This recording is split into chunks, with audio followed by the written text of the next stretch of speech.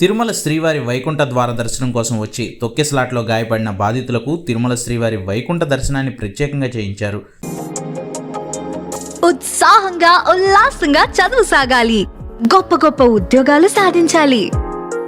Vignan deemed to be university. Tirupati స్విమ్స్లో చికిత్స పొందుతున్న బాధితులను సీఎం చంద్రబాబు నాయుడు నిన్న పరామర్శించారు.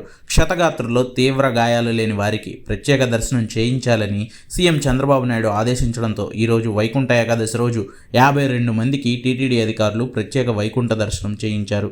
జరిగిన ఘటన దురదృష్టకరమే అయినప్పటికీ స్విమ్స్ ఆసుపత్రి వైద్యులు, టీటీడీ అధికారులు తమను బాగా చూసుకుంటున్నారని, వైకుంఠ ఏకాదశి రోజు దర్శనం కూడా అయిందని బాధితులు మీడియాతో తెలిపారు. సంవత్సరం ఇలాగే ఇదే విధంగా వస్తున్నాం సార్. ఇప్పటికీ ఇది 8వ సార్ మీరు రావడం, కానీ పొరపాటు జరగటం వల్ల అక్కడ అనుకోని సంఘటన జరిగింది. దానికి ఎవరు బాధ్యతలు కాదు సార్.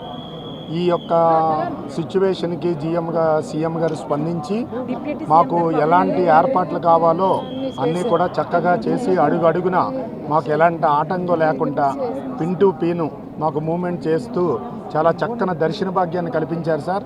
ఆ భగవంతుడి కృపా కటాక్షాలు కూడా మాకు కలగటం వల్ల మేము ఈ విధంగా బ్రతికి బయటపడ్డాం సార్. అందుకు సీఎం గారికి, లోకల్ అధికారులకి, జిల్లా కలెక్టర్ గారికి, అదే డిప్యూటీ కలెక్టర్ గారికి, అందరికీ, పవన్ కళ్యాణ్ గారికి పేరున ధన్యవాదాలు తెలియజేసుకుంటాం సార్. నమో వెంకటేశాయ.